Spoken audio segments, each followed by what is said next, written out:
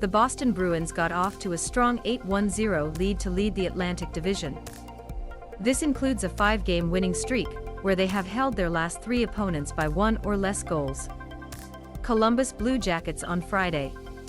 Pittsburgh Penguins are not so lucky. They've lost 4-1 and 4 times in a row, all during a 5-game trip. It's been a pretty big comeback from their 3-0-1 start to the season. In a preview of the 2023 Discover NHL Winter Classic at Fenway Park in Boston on January 2nd, the Bruins and Penguins will face off Tuesday at the PPG Paints Arena in Pittsburgh. While the starts are important, which team will be the better team at the end of the season? That's the question before NHL.com columnist Nicholas J. Cotsonika and staff writer Tracey Myers in this episode of State Your Situation. Myers, before this weekend, when the Penguins' losing streak reached 4 games, my bet would probably have carried more weight. But I thought several times, no, it's not on the Penguins this season, and I was wrong. So, with all due respect to the Bruins who got off to a great start, I think the Penguins will get back on track and finish higher. Sidney Crosby is still good and leads the Penguins with 11 points in 9 games. Yevgeny Malkin got off to a good start with 8 points in 9 games. Penguins have a hard time scoring goals, but they will retract their touch. Jake Guentzel will return on Saturday after missing 4 games due to an upper body injury. I might end up wrong, but I'm not giving up on Penguins just yet. Video, pitch, Crosby buries a one-time player to take the lead. Cotsonika, I wouldn't give up on the Penguins along with Crosby, Malkin and Chris Letang, not to mention Guentzel and coach Mike Sullivan. But you're in trouble, Tracey. It's hard to argue against the Bruins right now. The biggest question as they entered the season was how they would manage their start with a new coach and injured key players. Well, coach Jim Montgomery has them at 8-1-0, and at the top of the NHL standings going into the week. Defender Matt Grzelcyk returned from shoulder surgery on October 20th. Brad Marchand returned from double hip surgery on Thursday, and looked fantastic with 2 power play goals and an assist in the win over the Red Wings. Wait until defender Charlie McAvoy returns from shoulder surgery. The 6-month timeline would set him back in early December.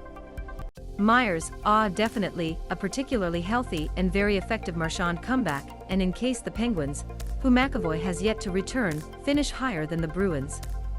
Again, the Penguins always find ways to make things right, and I think they'll be restarting their offensive soon.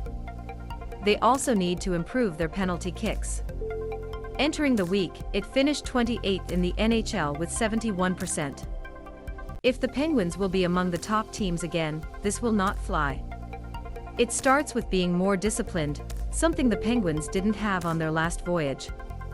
As long as they've been with Crosby, Malkin and Letang Penguins, they've had a strong lead that knows when to kick the team, and when to act. They will bring it together. Cotsonika, another good sign for the Bruins. After David Pastrnak, who led the Bruins with 17 points, the next 2 leaders are Patrice Bergeron with 9 points and David Krejci with 8 points.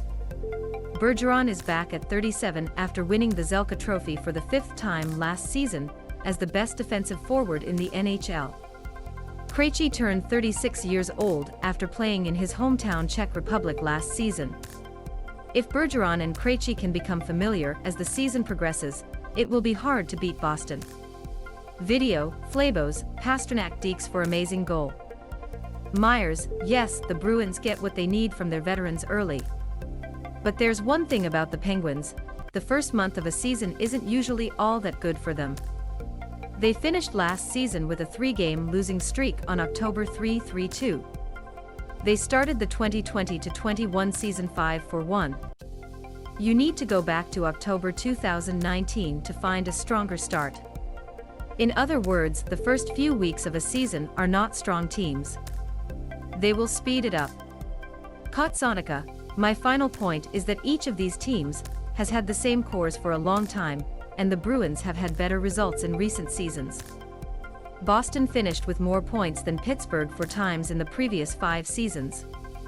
The Bruins won 6 series in the Stanley Cup playoffs during this time. The Penguins have won 1 in the last 4 seasons, and have not taken any of them. But if you define best end-of-season team, I bet the trend will continue, which is why I choose Boston.